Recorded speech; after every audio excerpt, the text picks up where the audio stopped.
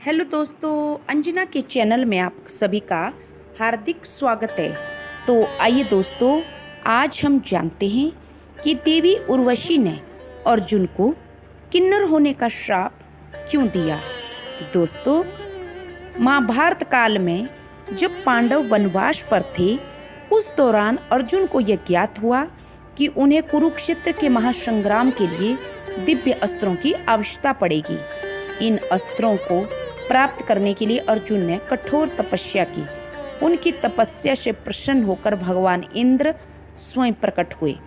उन्होंने अर्जुन को अपने साथ इंद्रलोक चलने का निमंत्रण दिया।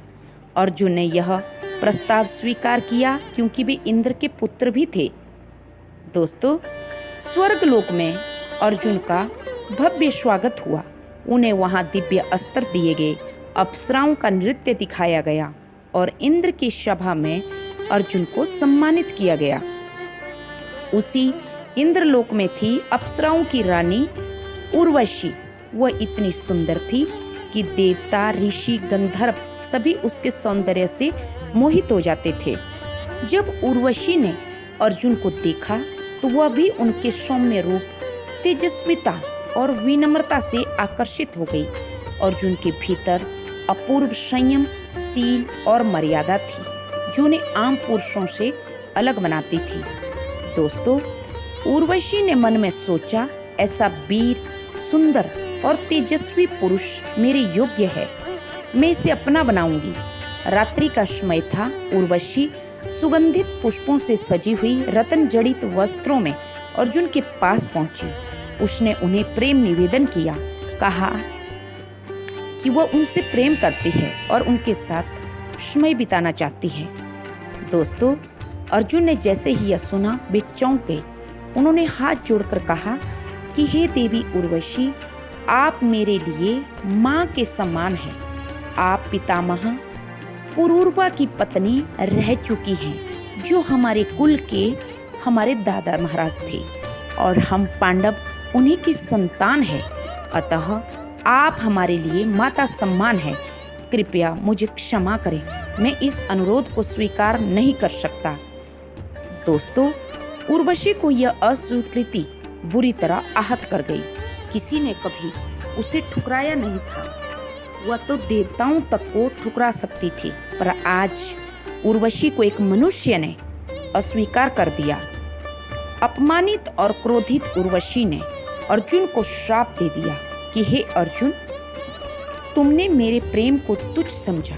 तुम्हारे इस घमंड और मर्यादा के अभिमान को तोड़ने के लिए मैं तुम्हें श्राप देती हूँ कि तुम किन्नर स्वरूप में स्त्री जैसा आचरण करोगे। तुम्हारी मर्दानगी लुप्त हो जाएगी। अर्जुन शांत रहे। उसी समय वहां पर जो देवराज इंद्र थे वो प्रकट हुए।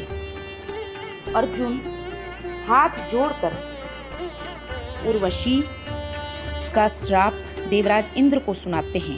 दोस्तों, देवराज इंद्र ने उर्वशी से कहा कि आप इस श्राप को बदल तो नहीं सकती, पर 1 वर्ष के लिए कर लें। उर्वशी को अपनी गलती का एहसास हुआ दोस्तों, और उर्वशी ने अर्जुन को दिया गया श्राप 1 वर्ष के लिए किन्नर होने का कह दिया। दोस्तों, अर्जुन ने हाथ जोड़कर कहा कि हे देवी, यदि आपकी इच्छा है तो मैं इसे स्वीकार करता हूँ। शायद भगवान की लीला ही ऐसी है कि यह श्राप मेरे लिए वरदान बन जाए। समय बीतता गया। अर्जुन अब स्वर्ग लोक से सारे अस्त्र शस्त्र लेकर पृथ्वी लोक पर आए। 13वें वर्ष में जब पांडवों को अज्ञात वर्ष में रहना था, तब अर्जुन का यही श्राप उनको काम आया। वह बृहन्नला नामक एक किन्नर के रूप में राजा विराट की राजधानी में रहने लगे। वहां उन्होंने राजकुमारी उत्तरा को नृत्य की संगीत शिक्षा सिखाई। उनका यह रूप इतना विश्वसनीय था दोस्तों कि अर्जुन को पहचान पाना भी मुश्किल था।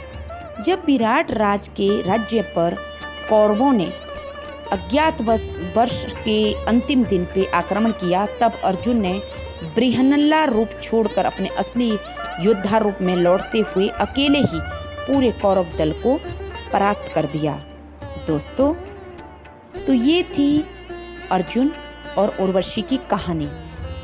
जब एक अप्सरा ने अर्जुन को श्राप दिया और वह श्राप आगे चलकर अर्जुन के लिए एक रणनीतिक वरदान बन गया।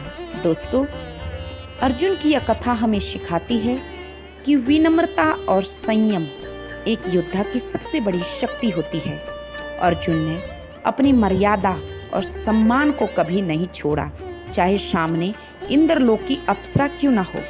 और सबसे बड़ी बात दोस्तों, कि जीवन में जो आज कष्ट लगता है वही कल हमारा रक्षक बन सकता है। तो आशा करती हूँ आप सबको मेरी स्टोरी पसंद आई होगी। Please subscribe my channel. Thank you.